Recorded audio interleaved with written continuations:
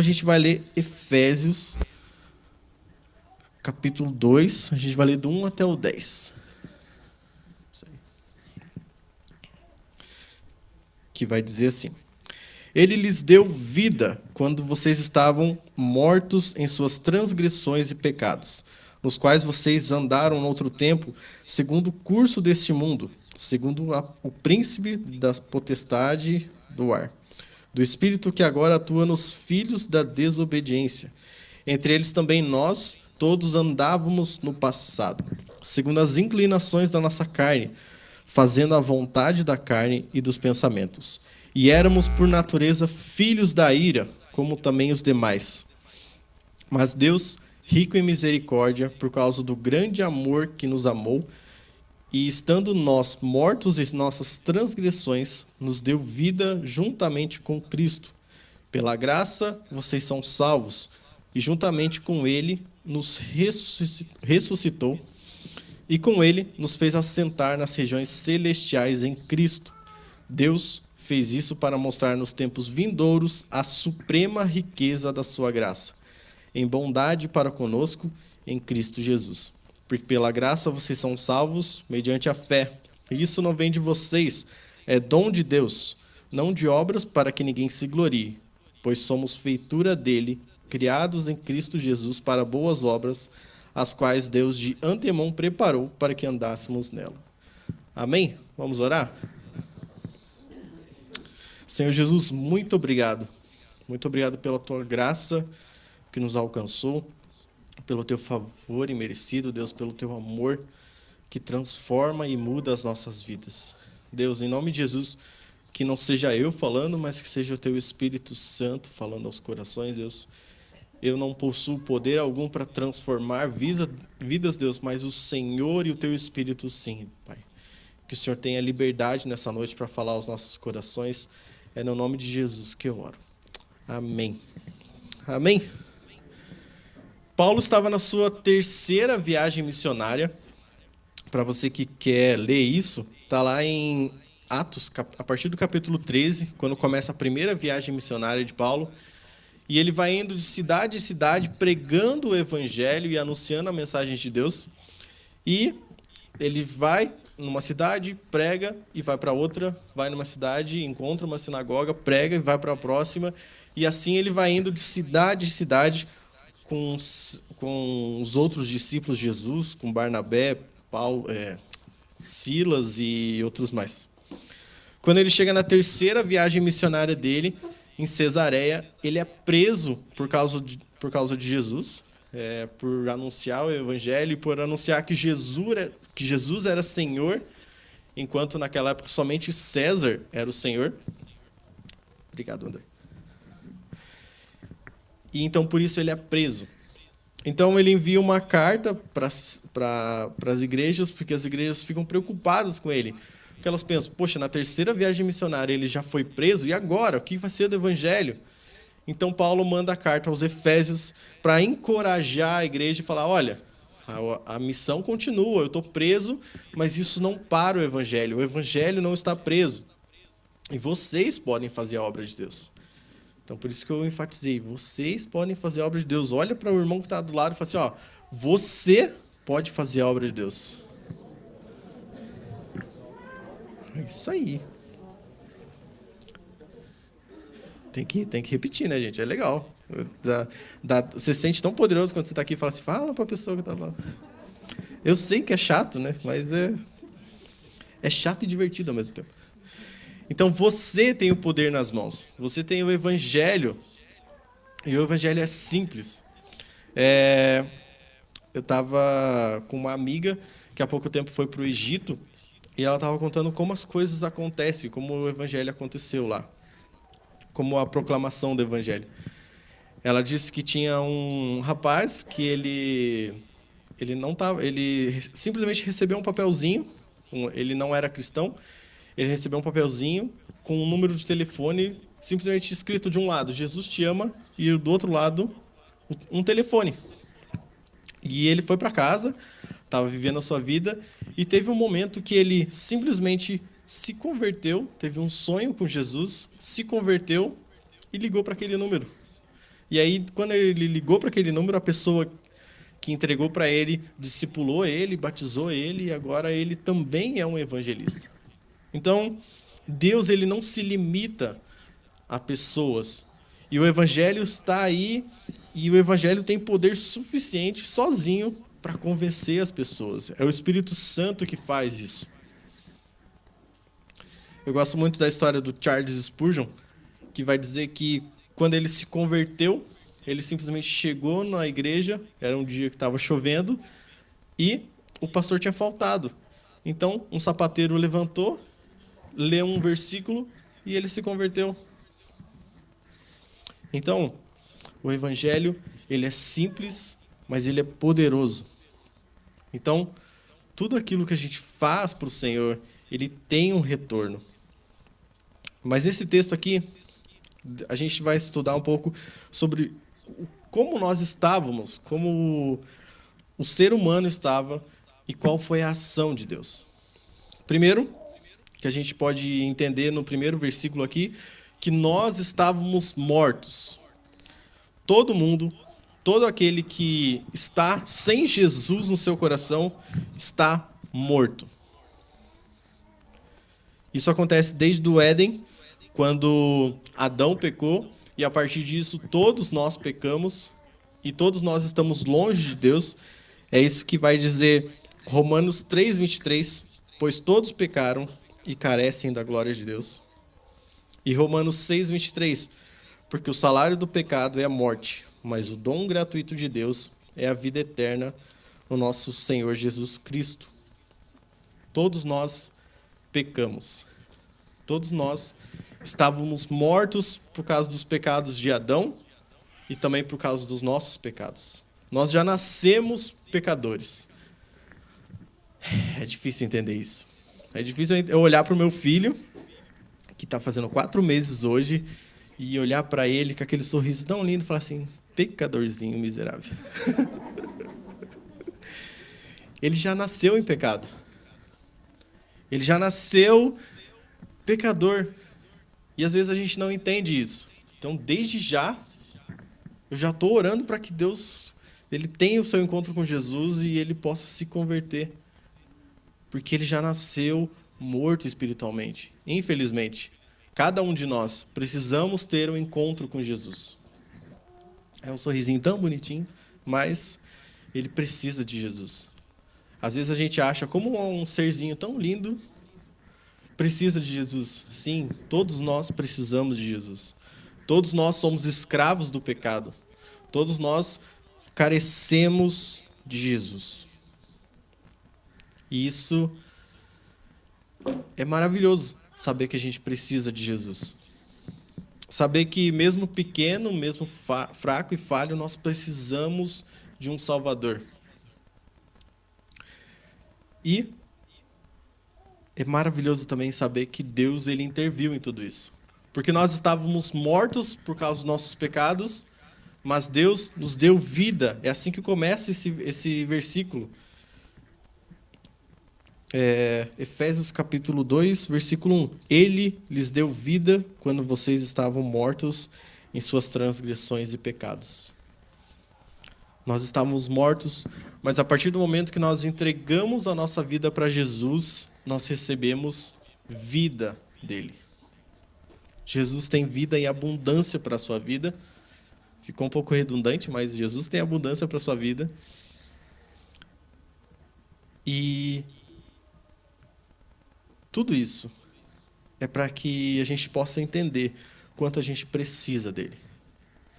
Jesus, ele está aqui nessa noite e ele quer falar ao seu coração. E se você tiver qualquer atitude, é porque ele te deu vida. Esse texto, que pena que a Cinha não está aqui, porque a última vez que eu preguei aqui no culto dos jovens, ela falou assim, nossa, mas você não acredita que a gente tem livre-arbítrio? Eu falei assim, pois é, né? Não deu tempo de eu explicar para ela. Mas esse texto vai explicar isso. A gente acha que a gente tem escolha, que a gente pode fazer as coisas quando a gente quer. Só que esse texto está dizendo que nós estávamos mortos. Então, como a gente vai escolher a Jesus se a gente está morto? Então, se hoje você decide escolher a Jesus, é porque Jesus está falando ao seu coração. É difícil de entender, mas é o que a palavra de Deus vai dizer. Que nós estávamos mortos por causa dos nossos pecados, mas Jesus nos deu vida. A segunda coisa, a segunda condição que nós estávamos escravos do pecado. E é isso que vai dizer o texto, que vai dizer que nós, nos quais andávamos em outro tempo, segundo o curso deste mundo, segundo o príncipe das potestades do ar e do espírito que agora atua nos filhos da desobediência. Nós também no passado andávamos segundo as inclinações da nossa carne, fazendo a vontade da nossa carne e dos nossos pensamentos. Nós éramos escravos. O pecado nos escraviza todos os dias. Mas vai chegar um momento que ele não vai ter mais poder sobre nós. E esse dia vai ser o dia que nosso Senhor Jesus vai voltar. Nós éramos escravos, pecadores, mortos, mas Deus nos deu vida e Deus nos deu libertação. Eu gosto muito de Romanos, capítulo 7, versículo 19 e 20, que vai dizer assim: porque não faço bem o que eu quero, mas o mal que não quero, esse eu faço. Mas se faço o que eu não quero, já não sou eu quem faz, mas sim o pecado que habita em mim. Paulo está dizendo que, mesmo quando a gente deseja fazer o bem, a gente não consegue por causa do pecado. Mesmo quando a gente deseja fazer a vontade de Deus, a gente não consegue por causa desse pecado que habita em nós. E como eu disse anteriormente, a gente já nasce assim. A gente já nasce escravo do pecado, a gente já nasce preso às coisas deste mundo. E é muito fácil a gente viver de acordo com esse mundo e é muito difícil a gente viver com as coisas de Deus. Eu estava vendo um pequeno vídeo que estava dizendo que às vezes a gente demora anos para ensinar os nossos filhos algo e às vezes uma companhia desse mundo apaga tudo aquilo que a gente fez e eles se perdem. E é assim nesse mundo. Nós vivemos para Deus e encaminhamos às vezes nossos filhos e eles se perdem por causa de às vezes um segundo ou por causa às vezes de uma companhia. Mas Deus nos trouxe liberdade. Nós éramos escravos dos nossos pecados, mas Jesus nos libertou. É isso que esse texto está dizendo também, que Jesus trouxe liberdade. A gente era morto, era escravo do pecado, mas agora a gente tem vida e agora a gente é livre, tem a liberdade que só há em Cristo Jesus. A terceira coisa que eu vejo nesse texto é que nós éramos filhos da ira. Quando eu olho para esse texto, eu consigo enxergar isso no meu filho às vezes. Quando ele quer mamar, rapaz, ele fica bravo, ele se arranha, ele me bate. Nós éramos filhos da ira. Gênesis capítulo 8, versículo 21 vai dizer: pois o seu coração é inteiramente inclinado para o mal desde a sua infância. E Salmo 51:5 vai dizer: eu nasci na iniquidade e em pecado concebeu a minha mãe. Nós já nascemos para o mal. Nós já nascemos inclinados para fazer as coisas erradas deste mundo. E às vezes a gente só precisa de uma ajudinha, às vezes a gente só precisa de um incentivo. A gente está pronto para fazer o mal. A gente está pronto para viver as coisas desse mundo. Mas não é isso que Deus deseja. Porque João, capítulo 1, versículo 12, vai dizer assim: mas todos quantos receberam, deu-lhes o poder de serem feitos filhos de Deus, a saber, os que creram no seu nome. Todos aqueles que creem em Jesus são filhos de Deus. Nós deixamos de ser filhos da ira para se tornar filhos de Deus. Então, olha para a pessoa que está do seu lado e fala: você é um filho de Deus. Isso, tá silêncio aqui, sabe? Cada um de nós somos filhos de Deus. Todo aquele que entrega a sua vida para Jesus se torna um filho de Deus. Tá, mas para que tudo isso? Para que Jesus me ressuscitou? Para que Jesus me libertou dos meus pecados? Para que eu sou filho de Deus agora? Para que serve tudo isso? O próprio texto vai dizer para que... Opa, cadê? Pois somos feitura dele, ou seja, fomos criados por ele, criados em Cristo Jesus para boas obras, os quais Deus de antemão já preparou para que andássemos nelas. Nós somos criados para servir a Deus. Nós somos criados para fazer boas obras. E é mais maravilhoso que Paulo, antes de você falar assim, você precisa fazer boas obras, mas não para ser salvo. Você precisa fazer boas obras simplesmente porque você já foi salvo. É isso que o versículo anterior está dizendo. Porque pela graça de Deus vocês são salvos mediante a fé. Isso não vem de vocês, é dom de Deus, não de obras para que ninguém se glorie. Ou seja, nós fazemos boas obras, nós fomos criados para fazer boas obras, mas não para ser salvo, mas sim uma forma de agradecer porque somos salvos. E o que são boas obras? Bem, esse livro está cheio de boas obras para que a gente possa fazer. E antes de eu continuar, eu quero perguntar: quem aqui está fazendo o plano de leitura anual? Eita, eu achei que ia levantar mais mãos. Ah, pecador. Esse plano de leitura é o plano de leitura aqui da nossa igreja. Você pode entrar nas nossas redes sociais para você saber um pouquinho mais. Mas simplesmente a gente vai ler a Bíblia o ano de 2022. Vai ler ela inteira no ano de 2022. E aí nós vamos ver quais são as boas obras que Deus nos pede. As boas obras são mandamentos que Deus nos deu e coisas a mais que Deus nos deu para fazer, como caridade, como ajudar o próximo, como amor, como fidelidade. Tudo isso são boas obras. E Deus nos deu cada uma delas para que a gente execute, para que a gente faça boas obras, não para ser salvo, mas como um agradecimento a Deus. Uma boa obra é você vir servir na igreja, vir participar dessa igreja, servir a Deus com seus dons e com seus talentos. Pois eu creio que cada um de nós tem um dom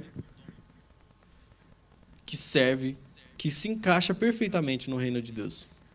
Eu sei que eu não tenho o dom de bater palma. Cara, isso é um dom que eu não tenho. Eu não tenho ritmo, eu não consigo acompanhar e eu sempre acho que eu estou errado. Então eu não bato palma.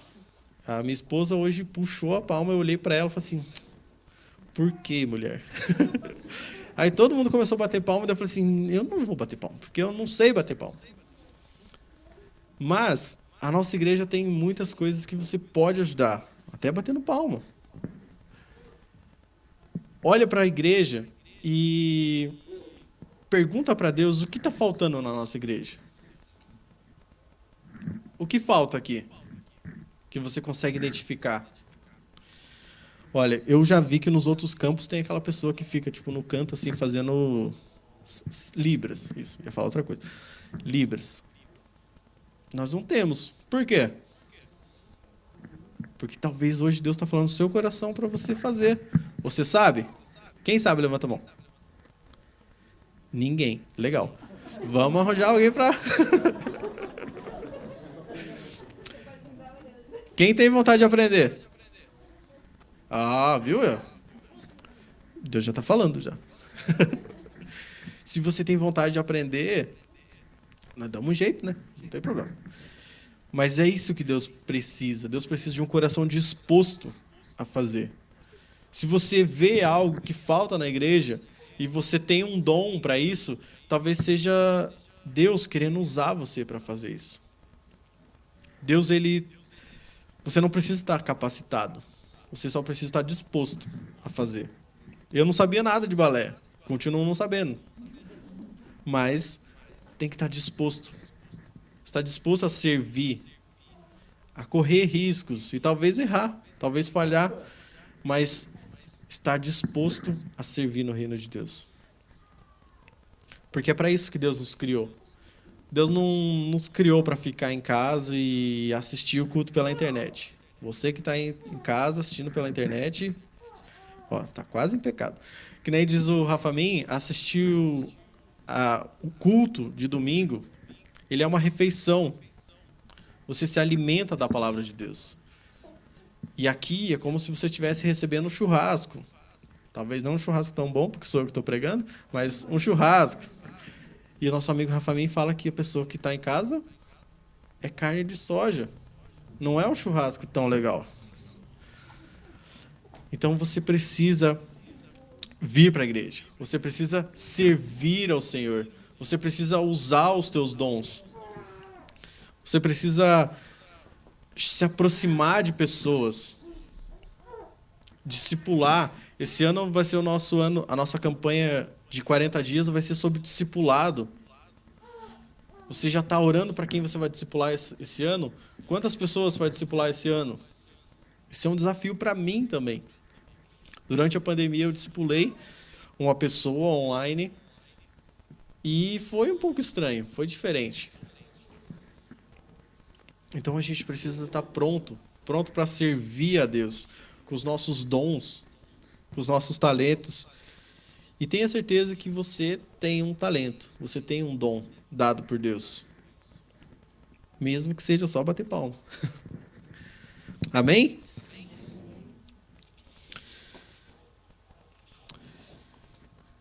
E para encerrar, eu queria dizer que cada um de nós foi ressuscitado por Cristo. Cristo te deu vida. Você nasceu de novo. Se você entregou a sua vida para Jesus, você tem um Deus poderoso que te dá os dons que você precisa, caso seja necessário. Deus, ele dá dons, ele concede dons à sua igreja para que a sua igreja possa melhorar e aperfeiçoar a cada dia mais. Nós tínhamos um destino, que era a morte, que era o inferno, mas Deus mudou o curso da história por causa de cada um de nós. Ele entregou o seu Filho para morrer no nosso lugar, para nos salvar, para nos trazer vida eterna. E se hoje nós estamos aqui, é por causa da misericórdia e da graça de Deus. E a gente pode fazer tudo, a gente pode servir ao Senhor, mas a gente precisa estar sempre unido com Ele. Eu gostaria de chamar a equipe de louvor.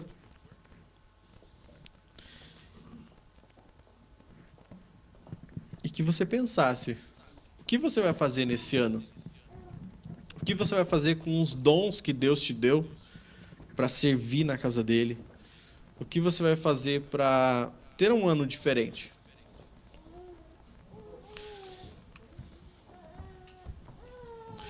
Nós somos filhos de Deus. Nós fomos criados por Ele, fomos santificados por Ele, para que a gente pudesse fazer boas obras. Não para ser salvos, mas para viver em santidade, para viver cada dia mais próximo de Jesus. Então pensa aí, o que você vai fazer esse ano de diferente? Como vai ser esse ano para você?